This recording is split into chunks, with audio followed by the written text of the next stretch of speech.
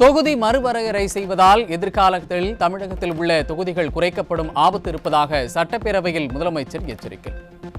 மக்கள் தொகையை கட்டுப்படுத்திய மாநிலங்களுக்கு விளைவிக்கப்படும் அநீதி எனவும் முதல்வர் விஜய் வலியுறுத்தல். டீலிமிட்டேஷன் தொடர்பான ஆலோசனை கூட்டம் தமிழ்நாட்டு மக்களவை மற்றும் மாநிலங்களவை உறுப்பினர்களுடன் தமிழ்நாடு அரசால் நமது தலைமையில் 8/8/2026 அன்று கலைவாணர் அரங்கத்தில் நடந்துச்சு. அந்த கூட்டத்தில் தமிழ்நாட்டை சேர்ந்த அனைத்து மக்களவை மற்றும் மாநிலங்களவை உறுப்பினர்களுக்கும் அழைப்பு விடுக்கப்பட்டு இந்திய தேசிய காங்கிரஸ் கட்சியின் 11 உறுப்பினர்களும், விடுதலை சிறுத்தைகள் கட்சியின் 2 உறுப்பினர்களும், இந்திய கம்யூனிஸ்ட் கட்சியின் 2 உறுப்பினர்களும், மார்க்சிஸ்ட் கம்யூனிஸ்ட் கட்சியின் 2 உறுப்பினர்களும், இந்திய யூனியன் முஸ்லீம் லீக் கட்சியின் உறுப்பினரும் மற்றும் மறுமலர்ச்சி திராவிட முன்னேற்ற கழகத்தின் உறுப்பினரும் என 6 கட்சிகளை சேர்ந்த உறுப்பினர்கள் பங்கேற்றாங்க. இந்த கூட்டத்தில் டீலிமிட்டேஷன் தொடர்பாக விரிவாக ஆலோசிக்கப்பட்டுச்சு. அந்த ஆலோசனையில் டீலிமிட்டேஷனால் தமிழ்நாடு மற்றும் தென் மாநிலங்களுக்கு ஏற்படக்கூடிய பாதிப்புகள் குறித்தும் அதை சரி செய்யறதுக்கான வழிமுறைகள் குறித்தும் விவாதிக்கப்பட்டு இறுதியில் டீலிமிட்டேஷன் தொடர்பாக சட்டமன்றத்தில் ஒரு தீர்மானம் இயற்றலாம்னு முடிவானுச்சு. மத்திய அரசின் தொகுதி மறுவரையறைக்கு எதிரான தனி தீர்மானத்தை சட்டப்பேரவையில் முதலமைச்சர் விஜய் தாக்கல் செய்தார். தொகுதி மறுவரையறையுடன் மகளிர் இடஒதுக்கீட்டை இணைக்க கூடாது என தீர்மானத்தில் வலியுறுத்தல். இது அவர்களுடைய ஜனநாயக உரிமை. இது ஒருவருக்கான வெற்றி அல்ல, இது இந்திய ஜனநாயகத்தின் வெற்றி. ஒரு பெண் அதிகாரம் பெறும்போது ஒரு குடும்பம் உயர்கிறது. ஆயிரக்கணக்கான பெண்கள் அதிகாரம் பெறும்போது ஒரு நாடே உயர்கிறது. மக்கள் தொகை கணக்கெடுப்பு மற்றும் தொகுதி மறுசீரமைப்புடன் பெண்களுக்கான தொகுதி ஒதுக்கீட்டை இணைப்பதால் ஏற்படும் காலதாமதத்தின் காரணமாக பெண்களுக்கான தொகுதி ஒதுக்கீட்டை ஒத்திவைக்க கூடாது என்றும் அதை விரைவாக அமல்படுத்த தகுந்த அரசியலமைப்பு மற்றும் சட்டப்பூர்வ நடவடிக்கைகள் எடுக்கப்பட வேண்டும் என்றும் தமிழ்நாடு அரசு ஒன்றிய அரசை வலியுறுத்துகிறது. மகளிருக்கான 33 விழுக்காடு இடஒதுக்கீட்டு மசோதாவை மத்திய அரசு நிறைவேற்ற வேண்டும் என சட்டப்பேரவையில் முதலமைச்சர் விஜய் வலியுறுத்தல்.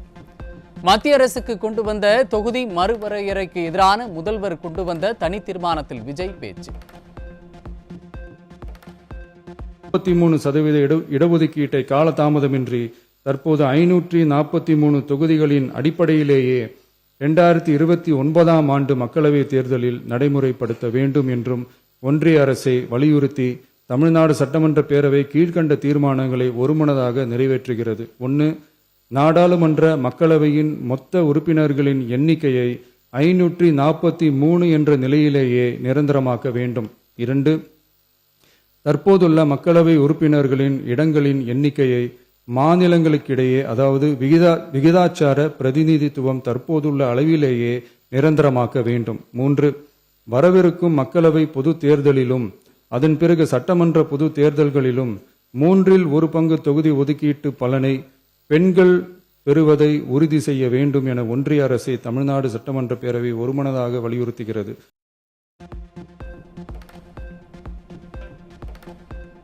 மக்களவையின் மொத்த உறுப்பினர்களின் எண்ணிக்கை 543 என்ற நிலையிலேயே நிரந்தரமாக்க வேண்டும். விகிதாச்சார பிரதிநிதித்துவம் தற்போதுள்ள அளவிலேயே நிரந்தரமாக்க வேண்டும் என சட்டப்பேரவையில் முதல்வர் மத்திய அரசுக்கு வலியுறுத்தல்.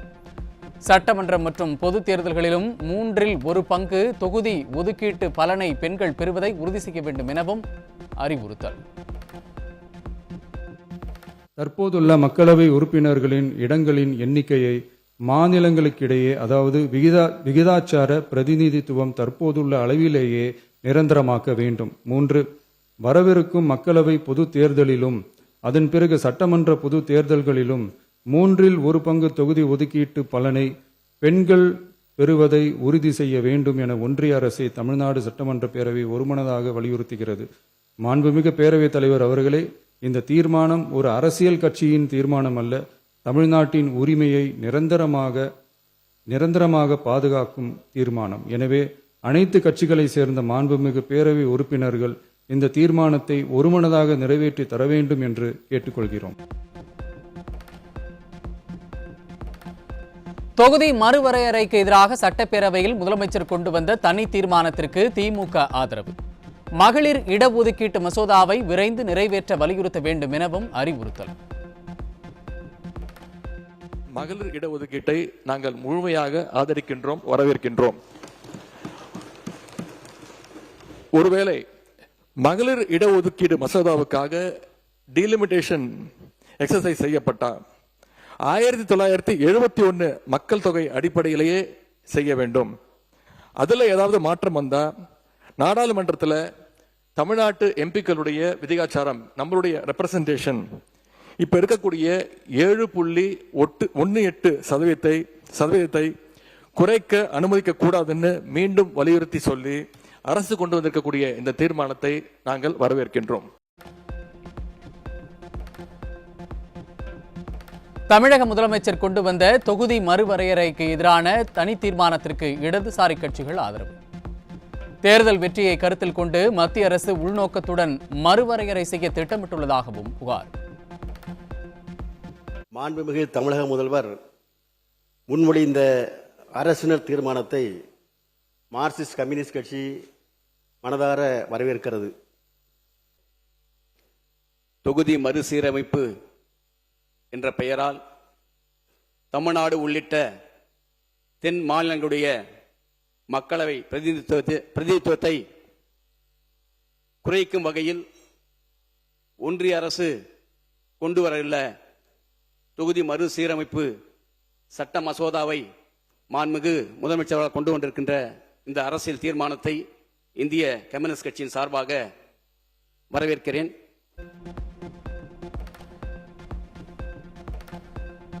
தொகுதி மறுவரையறை குறித்து சட்ட முன்முடிவு அறிமுகம் செய்யாத நிலையில் அரசினர் கொண்டு வந்த தீர்மானம் பொருத்தமாக இருக்காது என பாஜக தேமுதிக சார்பில் சட்டப்பேரவையில் கருத்து. மகளிர் இடஒதுக்கீடு மசோதாவை நிறைவேற்ற நடவடிக்கை எடுக்க வேண்டும் எனவும் வலியுறுத்தல். 33% வழங்கி நிச்சயமாக நமது தமிழ்நாட்டில இந்த 39 எம்பிக்களை 59 எம்பிக்களாக உயர்த்தி 7-8 லட்சம் மக்களுக்கு ஒரு எம்பி வீதம் டெல்லியிலே சென்று தமிழ்நாட்டிற்காக குரல் கொடுக்கும் பொழுது நிச்சயமாக தமிழ்நாட்டை இன்னும் நாம் மிகப்பெரிய அளவிலே வளர்ச்சி பாதைக்கு கொண்டு செல்ல முடியும். மக்களுக்கும் மத்திய அரசின் மூலம் கிடைக்க வேண்டிய பணிகளும் திட்டங்களையும் கொண்டு வர முடியும். மத்திய அரசின் மூலம் மாநில அரசும் நிச்சயமாக அந்த திட்டங்களை கொண்டு வர முடியும் என்பதில் மாற்று கருத்து இல்லை. இந்த காரணத்தை கொண்டும் தமிழகத்துக்கு ஒரு இழப்பு ஏற்படக்கூடாது. அந்த வகையிலே நமது பாராளுமன்ற உறுப்பினர்கள் ஒரு நிலைப்படுத்தி தமிழகத்தின் நலனை கருத்தி இங்கு கட்சி வேறுபாடு இல்லாமல் அந்த நிலை வரும்பொழுது, அந்த மாதிரி ஒரு நிலை வரும்பொழுது எல்லோரும் அமர்ந்து அந்த மத்திய அரசை கேட்டு இந்த மாதிரி இருக்கிறது, எங்களுக்கு இழப்பு வரக்கூடாது, எங்கள் மக்களுக்கு வரக்கூடாது என்பதை உணர்ந்து செய்தால் அதில் தவறு இல்லை. ஆகவே இவ்வளவு அவசரப்பட்டு ஒரு தீர்மானத்தை கொண்டு வருவதை எங்களுடைய பாரதிய ஜனதா கட்சி ஏற்றுக்கொள்வதில்லை. ஆகவே இந்த தீர்மானத்தை நாங்கள் எதிர்க்கின்றோம்.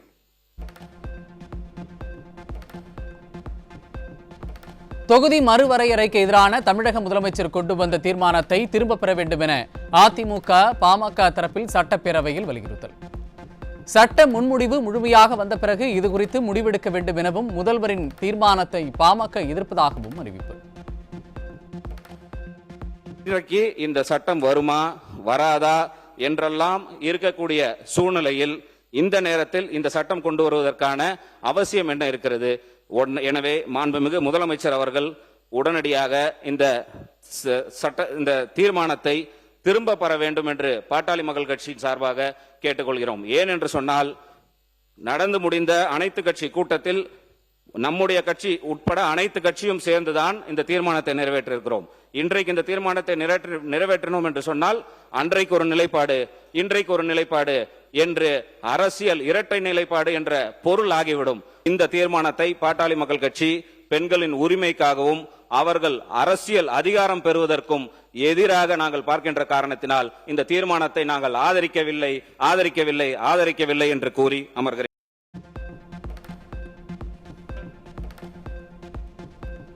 தொகுதி மறுவரையறைக்கு எதிராக முதலமைச்சர் கொண்டு வந்த தனி தீர்மானத்திற்கு விசிக காங்கிரஸ் கட்சிகள் ஆதரவு.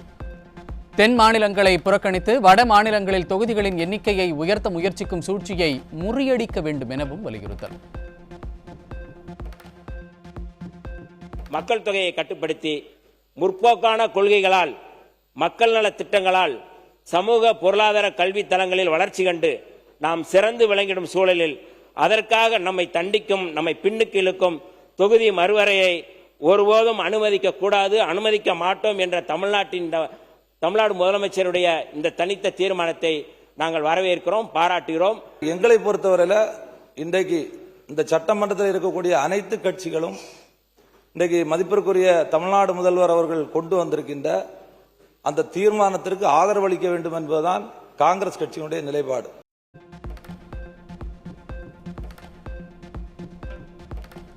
தென் மாநிலங்களில் மக்களவை தொகுதிகளை குறைக்கும் தொகுதி மறுவரையறைக்கு இந்திய யூனியன் முஸ்லீம் லீக், மனிதநேய மக்கள் கட்சி, மனிதநேய ஜனநாயக கட்சி ஆதரவு.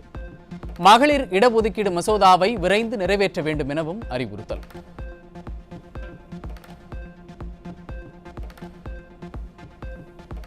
வருங்காலங்களில் தமிழகத்திலிருந்து பிரதமர் உருவாக வேண்டும் என தொகுதி மறுவரையறைக்கு எதிரான தனி தீர்மானத்தில் அமைச்சர் ஆதவ் அர்ஜுனா வலியுறுத்தல். வட இந்தியா மற்றும் ஹிந்தி பேசும் மாநிலங்களில் தமிழகம் விழுந்துவிடக்கூடாது எனவும் பரபரப்பு பேச்சு. 5-6 வட மாநிலங்கள் சேர்ந்தால் ஒரு பிரதம மந்திரியை உருவாக்க முடியும் என்கின்ற நிலை இன்றைய வரையும் இருந்துட்டு இருக்கு. அதை மாற்றப்பட வேண்டும். தென்னிந்தியாவில் இருந்து, ஏன் தமிழ்நாட்டிலிருந்து ஒரு பிரதம மந்திரி எதிர்காலத்தில் உருவாக்கப்பட வேண்டும். அதிகாரம் உத்தரப்பிரதேசுக்கோ பீகாருக்கோ குஜராத்துக்கோ மட்டுமல்ல.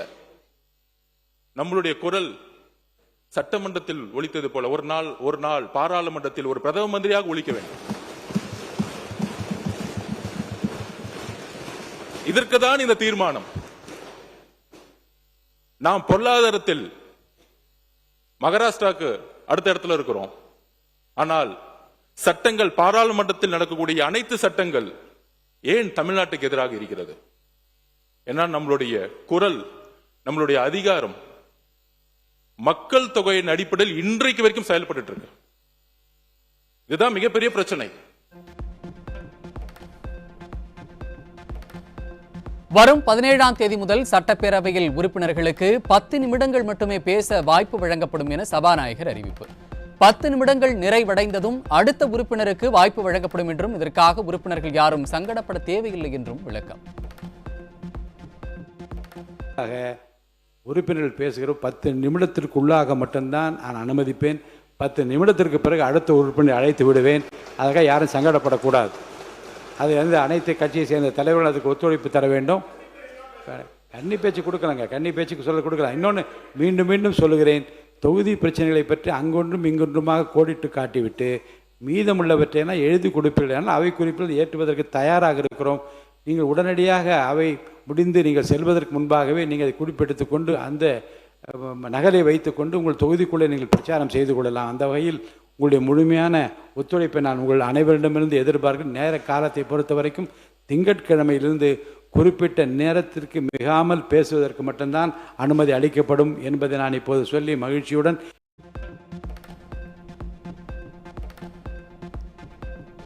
வடகிழக்கு பருவமழை முன்னெச்சரிக்கை நடவடிக்கைகள் குறித்து நீர்வளத்துறை அமைச்சர் புஸ்ஸி ஆனந்த் தலைமையில் அதிகாரிகள் பங்கேற்ற ஆய்வுக் கூட்டம். மழைக்காலங்களில் பொதுமக்களுக்கிடையே எந்த ஒரு புகாரும் இடாத வகையில் முன்னெச்சரிக்கை பணிகளை மேற்கொள்ள அறிவுறுத்தல்.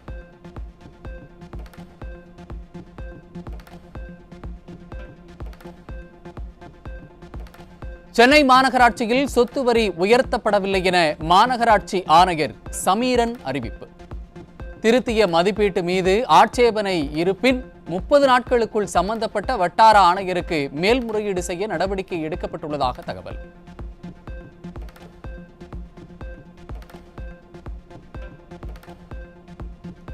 சுதந்திர தின விழாவை முன்னிட்டு சென்னை பெருநகர காவல் எல்லைக்குட்பட்ட பகுதிகளில் ஆகஸ்ட் 14 மற்றும் 15 ஆகிய தேதிகளில் ட்ரோன்கள் பறக்க தடை விதிப்பு. குடியரசு துணைத் தலைவர் CP ராதாகிருஷ்ணன் வருகையையொட்டி 16 மற்றும் 17 ஆகிய தேதிகளிலும் சென்னையில் ட்ரோன்கள் பறக்க காவல்துறை தடை விதித்து உத்தரவு.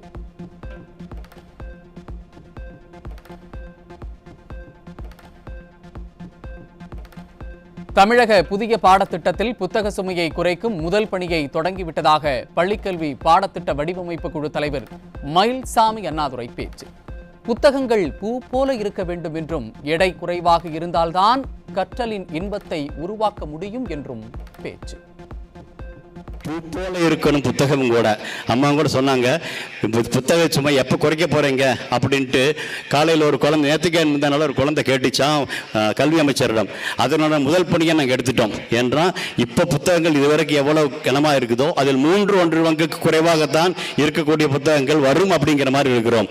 எடையில் கம்மியாகத்தான் இருக்கும், ஆனால் அதில் இருப்பதில் இருக்கக்கூடிய கற்றலின் இன்பத்தை எங்களால் உருவாக்க முடியும்.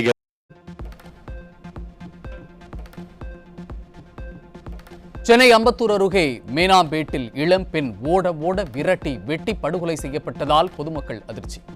ஆட்டோவில் வந்த அடையாளம் தெரியாத நபர்கள் இளம்பெண்ணை சரமாரியாக வெட்டி கொலை செய்துவிட்டு தலைமறைவான நிலையில் போலீசார் விசாரணை.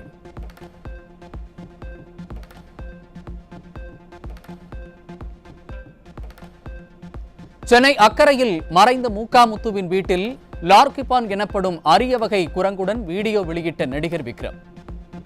மத்திய சுற்றுச்சூழல் இணையதளம் மூலம் அனுமதி பெற்று குரங்கை விற்பனை செய்ய வந்ததாக கூறப்படும் நிலையில் வனத்துறையினர் தீவிர விசாரணை.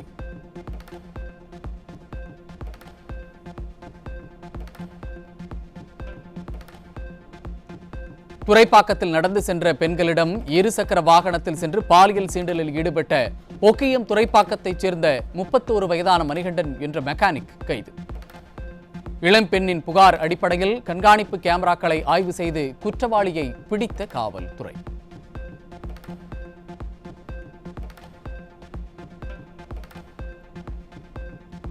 திருவள்ளூர் மாவட்டம் வெங்கத்தூர் பகுதியில் தேசிய நெடுஞ்சாலை பணிகள் காரணமாக விளைநிலங்களுக்கு செல்ல பாதை இல்லாதது குறித்து விவசாயிகள் மாவட்ட ஆட்சியரிடம் மனு. விவசாய நிலங்களுக்கு செல்ல சுரங்கப்பாதை அமைத்து தரவும், அடைக்கப்பட்ட உபரி நீர் கால்வாயை சீரமைக்கவும் வலியுறுத்தல். எங்கள் கிராமம் வெங்கத்தூர் கிராமம், அதில் 200 அடி சாலைகள் எழுப்பி சுமார் 18 அடி மதில் சுவர் எழுப்பி மழைநீர் போகாத அளவிற்கு எந்த வசதியும் செய்யாமல் இரு பக்கமும் இருக்கின்ற விளைநிலங்களுக்கும் நாங்கள் செல்ல முடியாமல் தவித்து வரும் சூழ்நிலையில் அதற்கு ஒரு நடவடிக்கையை நமது மாவட்ட ஆட்சியர் அவர்கள் எடுப்பார் என்று நம்புகிறோம்.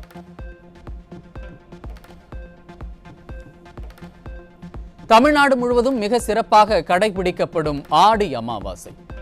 கடற்கரை மற்றும் ஆற்றங்கரையில் ஆயிரக்கணக்கானோர் குவிந்து புனித நீராடி முன்னோர்களுக்கு தர்ப்பணம் கொடுத்து வழிபாடு. नमो नमः यानि यानि च पापानि जन्मान्तकृतानि च यानि तानि विनश्यन्ति प्रदक्षिण पदे पदे அறிஞ்சும் அறியாமலும் மூவேலே 21 தலைமுறைக்கும்.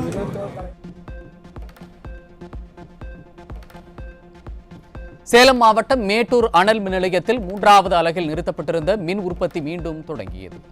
பாய்லர் பழுது காரணமாக மின் உற்பத்தி நிறுத்தப்பட்டிருந்த நிலையில் பாதிப்பை சரி செய்யப்பட்டதை அடுத்து உற்பத்தி மீண்டும் துவக்கம். பீகாரில் மின்னல் தாக்கியதில் 24 மணி நேரத்தில் 9 பேர் உயிரிழந்ததாக அறிவிப்பு. மோசமான வானிலை நிலவும் போது மக்கள் எச்சரிக்கையுடன் இருக்குமாறு அம்மாநில முதலமைச்சர் அலுவலகத்திலிருந்து வேண்டுகோள்.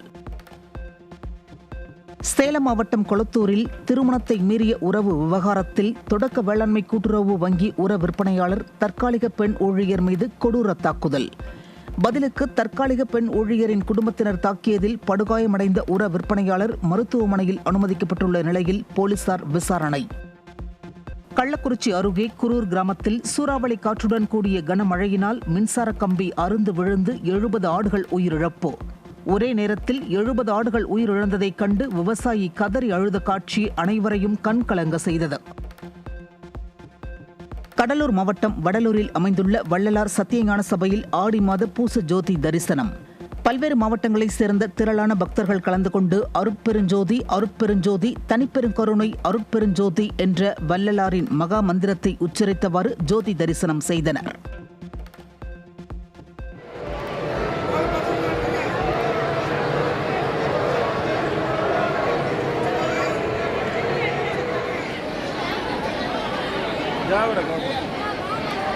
இருக்காரு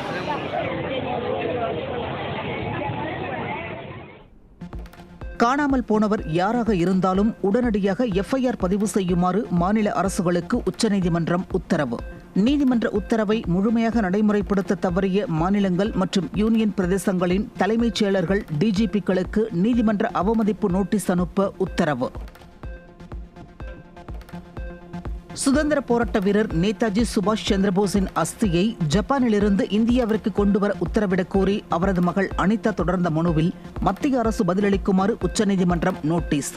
நேதாஜி சுபாஷ் சந்திரபோஸின் அஸ்தி ஜப்பான் தலைநகர் டோக்கியோவில் உள்ள ரெங்கோஜி ஆலயத்தில் பாதுகாத்து வைக்கப்பட்டுள்ளதாக கூறப்படும் நிலையில் மனு தாக்கல். அரியலூர் மாவட்டம் கங்கை கொண்ட சோழபுரத்தில் உள்ள பிரகதீஸ்வரர் கோவில் ராஜகோபுரம் மூவர்ண மின் விளக்குகளால் அலங்கரிப்பு. சுதந்திர தினத்தை முன்னிட்டு ராஜகோபுரம் மின்னொலியில் ஜொலிப்பதை பார்வையாளர்கள் ஆர்வமுடன் கண்டு ரசித்து வருகின்றனர். ஏடிஎம்மில் பணம் எடுப்பது போல் இனி ரேஷன் பொருட்களையும் பெறும் வகையில் டிஜிட்டல் முறையில் உணவுப் பொருட்கள் விநியோகத்தை செயல்படுத்த மத்திய அரசு முடிவு. அன்னபூர்ணா என்ற இயந்திரம் மூலம் QR கோடை பயன்படுத்தி ரேஷன் பொருட்கள் வாங்கலாம் என்பதால் இந்த திட்டம் தமிழ்நாடு உள்பட எல்லா மாநிலங்களிலும் நடைமுறைக்கு வர உள்ளது. திருப்பத்தூர் அருகே ஓசியில் சிக்கன் ரைஸ் கேட்டு கடையை அடித்து நொறுக்கியதுடன் மாஸ்டர் மீது இளைஞர்கள் தாக்குதல். புகாரின் பேரில் தனுஷ் மற்றும் தினேஷ் ஆகியோரை போலீசார் கைது செய்து சிறையில் அடைத்தனர். திருவள்ளூர் 62 கிலோ குட்கா பறிமுதல். ஒரு பெண் உட்பட 2 பேரை கைது செய்து நீதிமன்றத்தில் ஆஜர்படுத்தி சிறையில் அடைத்த காவல்துறை.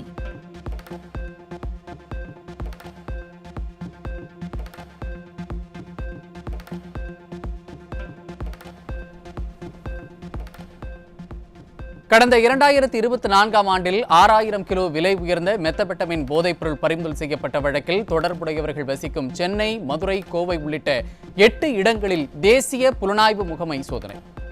பர்மாவிலிருந்து செயல்படும் போதைப்பொருள் கும்பலுடன் தொடர்பில் இருப்பதாக கிடைத்த தகவலை அடுத்து தேசிய புலனாய்வு முகமை திடீர் ரெய்டு.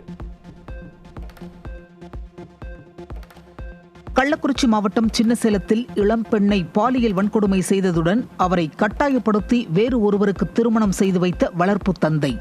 பாதிக்கப்பட்ட பெண் அளித்த புகாரின் பேரில் வளர்ப்பு தந்தை ராமசாமி, பெண்ணின் கணவர் ஏழுமலை ஆகியோரை கைது செய்த போலீசார்.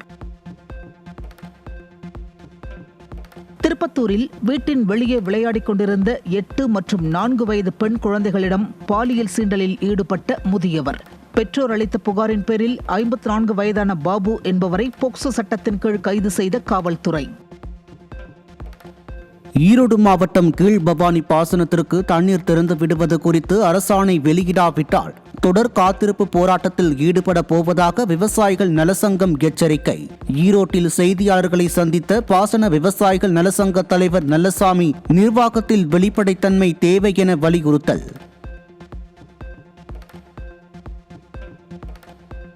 இதில் சொல்லப்பட்டிருக்கும் குற்றச்சாட்டுகள் அனைத்தும் உண்மைக்கு மாறானவை என யார் நிரூபித்தாலும் 10 கோடி ரூபாய் பரிசு கொடுப்பதாக அறிவித்திருக்கின்றோம். அதே போல எப்படி கல்தடை நியாயமானது என நிரூபிப்போருக்கு 10 கோடி பரிசோ, அதே போல கீழ்பவானி அணை நீர் நிர்வாகத்தில் எந்த தவறும் நடக்கவில்லை என நிரூபித்தால் 10 கோடி ரூபாய் பரிசு. ஈரோடு மாவட்டம் பவானி அருகே அரசு உயர்நிலைப் பள்ளி வளாகத்தில் அருந்து கிடந்த மின்கம்பி பட்டதில் 6ஆம் வகுப்பு மாணவன் மின்சாரம் தாக்கி சம்பவ இடத்திலேயே உயிரிழப்பு. பள்ளி தலைமை ஆசிரியர் சஸ்பெண்ட் செய்யப்பட்ட நிலையில் உறவினர்கள் தொடர்ந்து போராட்டத்தில் ஈடுபட்டதால் அப்பகுதியில் பதற்றம். காலையில் 9 மணிக்கே சாக்கு அடிச்சிருக்குது அந்த குழந்தைக்கு. 9 மணிக்கு சாக்கு டீச்சருக்கும் அடிச்சிருக்குது. அங்கே 9 மணிக்கு ஃபோன் பண்ணி இபி ஆஃபீஸுக்கு சொல்லியுமே இபி ஆஃபீஸ்லேருந்து யாருமே வரல. பக்கத்து வீட்டு பையன் தான் வந்து தெரிஞ்ச பையன் உள்ளே இருக்கிற மெயினை மட்டும் தான் ஆஃப் பண்ணியிருக்கிறாங்க. ஒயர் அப்படியே நிலத்தோட கீழே கிடக்குது. அந்த குழந்தை போய் தெரியாமல் தொட்டு தெரியாமல் கை இப்படி பண்ணும்போது அது போட்டு அது தெரியல. அதில் இல்லை கரண்ட் வருமா என்னன்னே தெரியல. ஒரு பாத்ரூம் கழுவுறதும் ஸ்கூல் பிள்ளைங்க தான் கழுவுறாங்க. இது டேங்க் தண்ணி டேங்க்கும் அவங்க தான் கழுவுறாங்க. மோட்டரும் அவங்க தான் போடுறாங்க. உள்ள ஏறிங்க அது ஏரிக்குள்ளே இறங்கி அந்த குழந்தைங்க தான் போடுறாங்க. வலிக்கிட்டு விழுந்து புதக்குள்ளையா இருந்து உள்ளே இறங்கி அந்த குழந்தை இறந்து போச்சுன்னா யார் என்ன பதில் சொல்றது? சென்னை கீழ்ப்பாக்கம் அரசு மருத்துவமனையில் பாடியை சேர்ந்த முருகன் என்பவர் குடல் இறக்க பிரச்சினைக்காக அறுவை சிகிச்சை செய்த 2 நாட்களில் மீண்டும் 5 மணி நேர ஆபரேஷன் மேற்கொண்ட நிலையில் பரிதாபமாக பலி. மருத்துவர்களின் அலட்சியம் காரணமாக முருகன் இறந்ததாக குற்றம் சாட்டிய உறவினர்கள் நியாயம் கிடைக்கும் வரை உடலை வாங்க மாட்டோம் என திட்டவட்டம். அதுக்கப்புறமா ஒரு 3 இன்ஜெக்ஷன் இந்த கையில் போட்டாங்கப்பா அந்த சிரஞ்சிலேயே. கொஞ்ச நேரத்தில் ஒரு மாதிரி பண்ணார். என்ன பண்ணுதுன்னு ஏமா ஓட எங்கள் அண்ணாவை பண்ணுறாரு ஒரு மாதிரின்னு. என்ன பண்ணுறாரு அங்கே நின்றுங்கன்னே கேட்டுச்சுங்க அந்த பசங்க. ஏமா கிட்ட வந்து பார்த்தா தானே என்ன பண்ணுறாருன்னு தெரியும், எனக்கு என்னமா தெரியும். கிட்ட வந்த உடனே நான் உடனே அந்த ஹார்ட்பீட்டை டெய்லி பார்க்கறதுனால நான் உடனே நிமிந்து பார்த்தா 160 இருந்ததுப்பா அந்த ஹார்ட்பீட்டு. அப்போவே புருஷனுக்கு எதாவது ஆகிடுதுப்பா. அதோட என்ன வெளியே தேத்துட்டாங்கப்பா. அதுக்கப்புறம் எங்களை உள்ள அனுப்பவே இல்லை. நான் எட்டி பார்த்தா ஸ்க்ரீன் போட்டுப்பா. அதுக்கப்புறம் தான் பயந்து எல்லாருக்கும் ஃபோன் பண்ணி வர வச்சு அப்புறமா வந்து சொல்கிறாரு டாக்டரு அவருக்கு ஹார்ட் பீட் ரொம்ப குறைஞ்சினே இருக்குது, இன்னும் கொஞ்ச நேரம் தான் தாங்குவார்னு. இல்லை அதுக்கு முன்னாடியே அதில் நம்பர் இல்லை, நான் பார்த்தேன், எந்த நம்பருமே இல்லை, எல்லாம் நின்று போயிட்டு இருக்குது. என் புரிஞ்சு அப்பவே இதாகிட்டுக்கிறாரு. என்கிட்ட பேசுகிற ஊசி போட்ட மறு செகண்டாக எதாகிட்டுக்குது பாருங்க. அந்த ஊசியை பாருங்கன்னா ஊசி அந்த ஹார்ட் பீட் வேகமாக துடிக்கிற மனுஷனுக்கு அந்த ஊசி போடலாமான்னு பாருங்க, செக் பண்ணுங்க. நீங்க செக் பண்ணுங்க, உடனே செக் பண்ணுங்க. சென்னை அசோக் நகரில் செம்மரக்கட்டை விற்பனை என்ற பெயரில் பல லட்சம் ரூபாய் மோசடி செய்ததாக துறைமுகம் தொகுதி தாவேக வேட்பாளர் அசோக் மீது காவல் ஆணையர் அலுவலகத்தில் புகார். அரசு அங்கீகாரம் பெற்றதாக கூறி முதலீட்டாளர்களை ஏமாற்றி மிரட்டல் விடுத்ததாக தொடரப்பட்ட வழக்கின் அடிப்படையில் சம்பந்தப்பட்ட நபர்கள் மீது நடவடிக்கை எடுக்க கோரிக்கை. கடந்த முந்த சட்டமன்ற தேர்தலில் துறைமுகம் தொகுதியில் தாவேகா சார்பில் நின்ன கேண்டிடேட் அசோக் என்கிற சினோரா அசோக்கும் அவரோட பார்ட்னரும் சேர்ந்து ஒரு கம்பெனின்ற பேரில் முழுக்க தமிழ்நாடு கவர்மெண்ட் பேரை யூஸ் பண்ணி ஒரு மோசடி நடத்தியிருக்காங்க. அந்த மோசடியில் எங்களை சார்ந்த மட்டுமே கிட்டத்தட்ட ஒரு 2 கோடி ரூபாய் கிட்ட அமௌண்ட் வந்து அவங்க வாங்கி வச்சுக்கிட்டு எதுவுமே தரல. தென்பெண்ணையாறு நீர் பங்கீட்டு பிரச்சனையை தீர்க்க உச்சநீதிமன்ற நீதிபதி தலைமையில் புதிய தீர்ப்பாயம் அமைக்க வேண்டும். ஏற்கனவே பயன்பாட்டில் இல்லாத மகதாயி தீர்ப்பாயத்திடம் வழக்கை ஒப்படைக்க கூடாது என தமிழக அரசு திட்டவட்டம். தீர்ப்பாயம் தொடர்பான வழக்கில் உச்சநீதிமன்றத்தில் பிரமாண பத்திரம் தாக்கல் செய்த தமிழக அரசு. தெருக்கள் மற்றும் சாலைகளின் பெயர்களில் உள்ள சாதி பெயர்களை அகற்ற வேண்டும் என்ற உத்தரவுகளை உடனடியாக அமல்படுத்த தமிழக அரசுக்கு சென்னை உயர்நீதிமன்றம் உத்தரவு. நீதிபதி என் ரமேஷ் பிறப்பித்த இந்த உத்தரவை தலைமை நீதிபதி முன் சமர்ப்பிக்க உயர்நீதிமன்ற பதிவுத்துறைக்கு அறிவுறுத்தல். தமிழகத்தில் தனியார் மற்றும் பொதுத்துறை வங்கிகளில் நிலுவையில் உள்ள கிரெடிட் கார்டு கடன் தொகை கடந்த 5 ஆண்டுகளில் கிட்டத்தட்ட 2 மடங்காக உயர்வு. 2022 மார்ச் மாதத்தில் தமிழகத்தில் வங்கிகளின் மொத்த கிரெடிட் கார்டு நிலுவை 1.47 லட்சம் கோடியாக இருந்த நிலையில் 2026 மார்ச்சில் அது 2.86 லட்சம் கோடி ரூபாயாக அதிகரித்துள்ளதாக மத்திய அரசு தகவல். தமிழகத்தில் குரூப் 2 மற்றும் குரூப் 2A தேர்வுகள் நவம்பர் 1ஆம் தேதி நடைபெறும் என TNPSC அறிவிப்பு. தேர்வர்கள் செப்டம்பர் 9ஆம் தேதி வரை இணைய வழியில் விண்ணப்பங்களை சமர்ப்பிக்கலாம் என்றும் தேர்வு கட்டணத்தை UPI மூலமாகவும் செலுத்தலாம் என்றும் அறிவிப்பு. மத்திய கிழக்கு ஆப்பிரிக்க நாடான காங்கோவில் எபோலா வைரஸ் வேகமாக பரவி வருவதால் பொதுமக்கள் அதிர்ச்சி. கடந்த 4 மாதங்களாக நீடித்து வரும் வைரஸ் தொற்றை கட்டுப்படுத்த முடியாமல் அந்நாட்டின் சுகாதாரத்துறை தடுமாறி வரும் நிலையில் எபோலா வைரஸ் பாதிப்பால் உயிரிழந்தோர் எண்ணிக்கை 2011ஆக உயர்ந்துள்ளதாக அறிவிப்பு. ஜிம்பாப்வேயின் கரிபா ஏரியில் படகு கவிழ்ந்ததில் 15 பேர் உயிரிழப்பு, 27 பேர் மாயம். 90 பேர் பயணிக்கும் அந்த படகில் அளவிற்கு அதிகமான பாரம் ஏற்றப்பட்டதே விபத்திற்கு காரணம் என கூறப்படும் நிலையில் ஏரியிலிருந்து 77 பேர் உயிருடன் மீட்பு. விண்ணில் ஏவப்பட்ட 85வது வினாடியிலேயே சீனாவின் லாங் மார்ச் 7A ராக்கெட் வெடித்து சிதறியது. ராக்கெட்டின் உந்துவிசை பகுதி வழக்கமாக பிரிய வேண்டிய கட்டத்தை அடைவதற்கு முன்பாகவே வெடித்து சிதறியதால் திட்டம் தோல்வியடைந்ததாக அறிவிப்பு.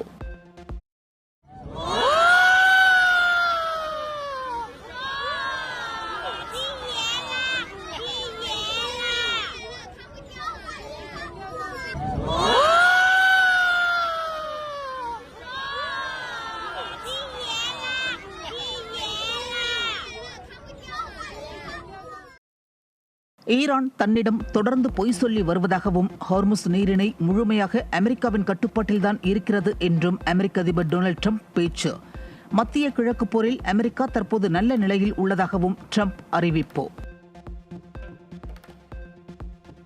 80வது சுதந்திர தினத்தை முன்னிட்டு திங்களன்று மூவர்ண கொடியை ஏந்தியவாறு சர்வதேச விண்வெளி நிலையத்தில் இருந்து இந்திய மக்களுக்கு வாழ்த்துக்களை தெரிவித்த ரஷ்ய விண்வெளி வீரர்கள். விண்வெளி நிலையத்தில் இந்திய கொடியை பிடித்தபடி இந்தியா ரஷ்யா நட்புறவு நீடூழி வாழ்க என விண்வெளி வீரர் ஆண்ட்ரே ஃபெட்யாவ் முழக்கம். சென்னையில் அசோக் நகர், கே நகர், சேப்பாக்கம், திருவல்லிக்கேணி உள்ளிட்ட பகுதிகளில் பெய்த மழையால் பணி முடிந்து வீடு திரும்பிய பணியாளர்கள் அவதி. இதேபோல் ஈரோடு மாவட்டம் அந்தியூர் சுற்றுவட்டாரத்தில் தவிட்டுப்பாளையம், புதுப்பாளையம், வெள்ளித்திருப்பூர், நால் ரோடு, அம்மாப்பேட்டை, பூதப்பாடி உள்ளிட்ட பகுதிகளில் 2ஆம் நாளாக பெய்த மழையால் மக்கள் மகிழ்ச்சி. வடக்கு வங்கக்கடலில் புதிய காற்றழுத்த தாழ்வு பகுதி உருவாகியுள்ளதாக இந்திய வானிலை ஆய்வு மையம் தகவல். இந்த காற்றழுத்த தாழ்வு பகுதி அடுத்த 48 மணி நேரத்தில் மேலும் வலுப்பெற்று வடமேற்கு திசையில் நகரக்கூடும் என்றும் கணிப்பு.